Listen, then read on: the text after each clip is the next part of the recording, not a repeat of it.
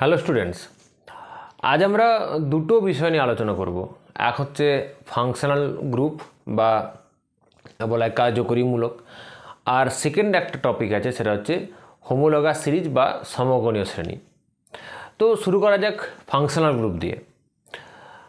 এখন functional group ব্যাপারটা কি, দেখো একটা গল্পের সাহায্যে ব্যাপারটা বোঝা যাক। ট্রাক্টর দেখেছো তো, নিশ্চয় দেখেছো। তো ট্রাক্টর কি করে বলো তো, ট্রাক্টর দিয়ে কি হয়? এখন তোমরা বলবে, কেউ বলবে ট্রাক্টর দিয়ে মালপত্র বহন করা যেতে পারে, ট্রাক্টর দিয়ে লাঙল করা যেতে পারে, ট্রাক্টর দিয়ে জলের ট্যাঙ্কি বা তেলের ট্যাঙ্ক কি করা যেতে পারে, নিয়ে যাওয়া যেতে পারে। অর্থাৎ এটা বুঝতে পারছো যে একটা ট্রাক্টরের যে ইঞ্জিন, মেন ইঞ্জিন, সে ঠিক করবে না ওই ট্রাক্টর কী কাজে লাগবে, মানে ও কোন কাজটা করবে ইঞ্জিন ঠিক করবে না, যে লাঙল করবে নাকি মালপত্র বহন করতে পারবে, নাকি জলের ট্যাঙ্কি তেলের ট্যাঙ্ক বহন করবে বা অন্য কোনো কাজ করবে, সেটা ওই ইঞ্জিন ঠিক করতে পারবে না। তবে এটাও ঠিক, ইঞ্জিন না হলে তো কিছুই হবে না, ইঞ্জিনে তো ওকে চালাবে, কিন্তু ওর যে ধর্ম বা প্রপার্টিজ, মানে ও কোন কাজটা করবে, শো করবে, সেইটা কিন্তু ইঞ্জিন ঠিক করবে না। কে ঠিক করবে? তুমি ট্রাক্টরের ইঞ্জিনের সঙ্গে কি জুড়ে দিচ্ছ। দেখবে অন্যান্য গাড়ি থেকে আর ট্রাক্টরের তফাৎ কোথায় না, ইঞ্জিনের সঙ্গে কখনো ওই যে টলিটা জুড়ে দেওয়া হয়, তখন সে মালপত্র বহন করে। ইঞ্জিন টলিটা খুলে দিয়ে যদি লাঙল লাগিয়ে দেওয়া হয়, চাষবাস করবে। ওটা খুলে দিয়ে যদি কোনো জলের ট্যাঙ্ক বা তেলের ট্যাঙ্ক লাগিয়ে দেওয়া হয়, কী হবে? তো সেই কাজটা করবে। অর্থাৎ একটা ট্রাক্টর কোন কাজটা করবে সেটা ডিপেন্ড করবে যে ওর সঙ্গে কি জোড়া আছে, রাইট? তো এই যে ট্রাক্টরের যে ধর্ম, সেটা তুমি যদি ট্রলি জুড়ো তাহলে একরকম, তুমি যদি লাঙল জুড়ে দাও আর একরকম, তুমি যদি জলের ট্যাঙ্ক জুড়ে দাও তার ধর্ম একরকম হবে।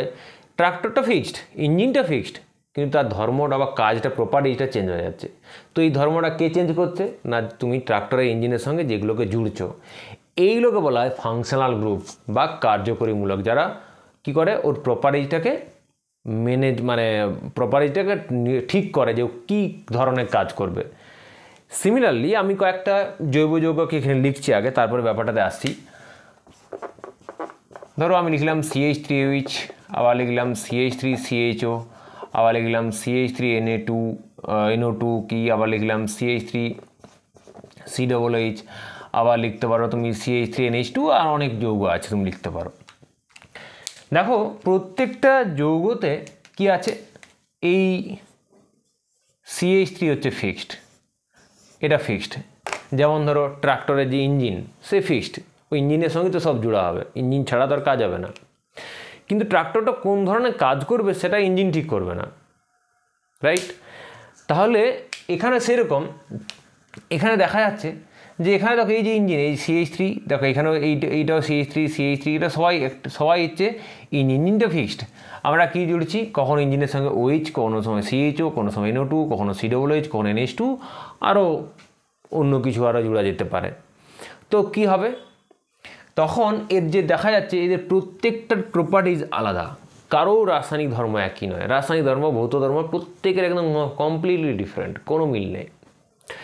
তো এখান থেকে দেখো, এইটা যদি এই যৌগগুলোর ধর্ম, কোনোটা জৈব যৌগের ধর্ম যদি এই CH3 দ্বারা নির্ধারিত হতো, অর্থাৎ ট্রাক্টরের ধর্ম যদি ইঞ্জিন দ্বারাই নির্ধারিত হতো, তাহলে তুমি ট্রাক্টরের সঙ্গে লাঙল জুড়ো আর জলের ট্যাঙ্ক জুড়ো কি টলি জুড়ো, যাই জুড়ো না কেন, সব ক্ষেত্রে একই কাজ করতো।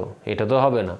সেই রকম যদি এই CH3 অর্থাৎ এই R গ্রুপ, যেটা আমরা অ্যালকিল গ্রুপ বলি, এই যদি কি করে ধর্ম, একটা জৈব যৌগের ধর্ম ঠিক করতো, তাহলে প্রত্যেকের ধর্ম একই হতো।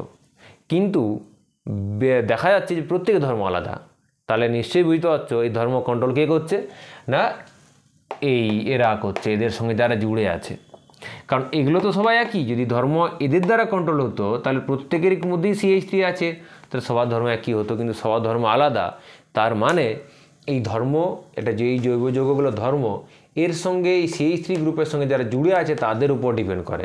তো এইগুলোকে বলা হয় ফাংশনাল গ্রুপ বা কার্যকরীমূলক। তাহলে আমরা কি বলবো না, কোনো পরমাণু বা পরমাণুপুঞ্জ যখন কোনো জৈব যৌগে উপস্থিত থেকে তাদের ধর্ম রাসায়নিক এবং ভৌত ধর্ম নিয়ন্ত্রণ করে, সেই পরমাণু বা পরমাণুপুঞ্জকে আমরা কি বলি, ফাংশনাল গ্রুপ বলি বা কার্যকরীমূলক বলি। ক্লিয়ার? তো এদের ফাংশনাল গ্রুপগুলোর নাম আছে, যেমন তুমি ট্রাক্টরের সঙ্গে কী জুড়ছো তাদের নাম আছে, লাঙল আছে, টলি আছে, জলের ট্যাঙ্ক আছে, তেলের ট্যাঙ্ক আছে, আর অন্য কিছু সেরকম এদেরও নাম আছে। যেমন কে বলে অ্যালকোহল বলা হয়, কে বলে অ্যালডিহাইড, একে বলে নাইট্রো, একে বলে অ্যাসিড, এখানে অ্যামিন, আরও অ্যানাইড্রাইড, তোমার ether, ester, so many functional groups কী হতে পারে, থাকতে পারে। তো বোঝা গেল ব্যাপারটা যে ফাংশনাল গ্রুপ বা কার্যকরীমূলক কি। হ্যাঁ, এবার অনেক ফাংশনাল গ্রুপ আছে, তোমাদের বইতে এক্সাম্পলগুলো দেখে দেখে প্র্যাকটিস করবে। যখন আমরা ওই নোমেনক্লেচার করবো না, ওই IUPAC নোমেনক্লেচার হয়তো 1-2 ক্লাসের পরেই করব, বা নেক্সট ক্লাসও হতে পারে। তো তখন আমরা আবার ফাংশনাল গ্রুপগুলো তাদের বিভিন্ন রকম সমস্ত ধরনের ফাংশনাল গ্রুপকে ভালো করে শিখবো, মানে তাদের নামগুলো জানবো, তাদের জেনারেল সাধারণ নাম, তাদের IUPAC নাম সব শিখবো। তো আমরা এখন জাস্ট এটা এই ফাংশনাল গ্রুপের বিষয়টা বোঝানোর চেষ্টা করলাম। আশা করি ব্যাপারটা ক্লিয়ার হয়েছে। নেক্সট যেটা টপিক যেটা বলছিলাম সেটা হচ্ছে, যেটা আলোচনা করব সেটা হচ্ছে হোমোলগাস সিরিজ বা সমগণীয় শ্রেণী। দেখো, এই সমগণীয় শ্রেণী বা হোমোলগাস সিরিজ বোঝার জন্য আমরা কয়েকটা এক্সাম্পল আগে নিই, তারপরে বলছি, তোমরা নিজেরাই বলতে পারবে। দেখো, আমি কয়েকটা যৌগ লিখছি, CH3OH, CH3 CH2OH, next CH3 CH2 CH2OH, next CH3 CH2 CH2 CH2OH, আবার একটা লিখতে পারো CH2 CH2 CH2 CH2OH। তো এরকম আমি এখানে কটা, 1, 2, 3, 4, 5টা যৌগ লিখেছি। ওকে, এখন বলো তো এই যৌগগুলোর মধ্যে কি মিল দেখতে পাচ্ছ? অমিলটা পরে আসছে, কি কি মিল দেখতে পাচ্ছ? দেখো, তোমরা হয়তো কিছু কিছু দেখতে পাচ্ছ, আমি পরপর বলে যাচ্ছি। দেখো, প্রত্যেকেই দেখো কার্বন, হাইড্রোজেন, অক্সিজেন দিয়ে তৈরি, প্রত্যেকটা, অর্থাৎ প্রত্যেকটা যৌগ একই ধরনের এলিমেন্ট দিয়ে তৈরি। মানে এও কার্বন, হাইড্রোজেন, অক্সিজেন দিয়ে তৈরি, এরও প্রত্যেকেই কার্বন, হাইড্রোজেন, অক্সিজেন দিয়ে তৈরি, 1 নম্বর। 2 নম্বর যেটা দেখতে পাচ্ছ, 1 নম্বর হলো 2 নম্বর। আর কি দেখতে পাচ্ছ? সিমিলারিটিজ, প্রত্যেকের ফাংশনাল গ্রুপ একই, প্রত্যেকে কী আছে? একই ফাংশনাল গ্রুপ। 2 নম্বর সিমিলারিটিজ হলো। 3 নম্বর কি দেখতে পাচ্ছ? এদের যে সাধারণ সংকেত, এদের প্রত্যেকের একই, মানে এদের সাধারণ সংকেত হচ্ছে CnH2n+1OH। দেখো, প্রত্যেককেই তুমি CnH2n+1OH দিয়ে প্রকাশ করতে পারবে, যেখানে n হচ্ছে নাম্বার অফ কার্বন অ্যাটম। তুমি এবার n এর মান 1, 2, 3 বসিয়ে দেখো, যদি n এর মান দেখো, n এর মান 1 বসাও, 1, তাহলে কী হবে? CH3OH। n এর মান 2 বসাও, তাহলে কী হবে? C2, আর 2, 2, 4, 5, C2H5OH। দেখো, C2H5OH। তো এরকম প্রত্যেককেই একই জেনারেল ফর্মুলা দিয়ে প্রকাশ করা যাচ্ছে। 3 নম্বর হলো। আর এদের সিমিলারিটিজ দেখা যায়, এদের প্রত্যেকের রাসায়নিক ধর্ম অলমোস্ট সেম, তো এগুলো হচ্ছে সিমিলারিটিজ। আর এর মধ্যে কি একটা প্যাটার্ন, দেখো, একটা প্যাটার্ন আছে। কি প্যাটার্ন দেখতে পাচ্ছ? দেখো, প্রতি দুটো পরপর কনজিকিউটিভ দুটো যৌগের মধ্যে, মানে ধরো এটা 1 নম্বর, 2 নম্বর, 3 নম্বর, 4 নম্বর, 5 নম্বর, যে পরপর দুটো হয়, 1 থেকে 2 বা 2 থেকে 3 কি 3, 4 কি 4, 5, পরপর যে কোনো দুটো যৌগের মধ্যে দেখো পার্থক্য হচ্ছে CH2 গ্রুপের। দেখো, প্রত্যেকের মধ্যে পার্থক্য CH2। এখানে দেখো একটা CH2, এখানে আরেকটা এক্সট্রা CH2 আছে, এখানে 1, এখানে 2, এখানে 3, এখানে 4, একটা করে। এখান থেকে এখানে দেখো, যদি হিসাব করে কার্বন, হাইড্রোজেন হিসাব করে দেখো, একটা CH2 গ্রুপের দেওয়া। দেখো, এখানে কোনো CH2 নেই, এখানে একটা CH2 আছে। তাহলে পরপর কী হয়েছে? একটা করে CH2 বাড়ি গেছে আমরা। দেখো, এখানে একটাও CH2 নেই, এখানে একটা, এখানে 2, 3, 4, 5, 6 পরপর তুমি করতে পারো। তাহলে পরপর যে কোনো দুটো যৌগের যে মধ্যে CH2 ডিফারেন্স আছে। এবার এরকম ভাবে আমরা যে সিরিজটা পাচ্ছি, যে শ্রেণীটা পাচ্ছি, এটাকে আমরা বলি সমগণীয় শ্রেণী বা হোমোলোগাস সিরিজ। ক্লিয়ার? এবার তুমি এখানে OH এর জায়গায় NO2 দিলে NO2 দিলে NO2 সমগণীয় শ্রেণী হবে, তুমি ওর জায়গায় CHO দিলে CHO সমগণীয় শ্রেণী হবে, যা ফাংশনাল গ্রুপ দিবে তার হয়ে যাবে সমগণীয় শ্রেণী।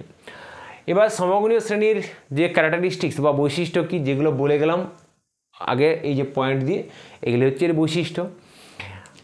এদের রাসায়নিক ধর্ম অলমোস্ট সেম, কারণ একটু আগে যখন আমি ফাংশনাল গ্রুপ বলছিলাম, যে ফাংশনাল গ্রুপ অ্যাকচুয়ালি কী করে, একটা যৌগের ধর্ম, জৈব যৌগের ধর্ম নির্ধারণ করে।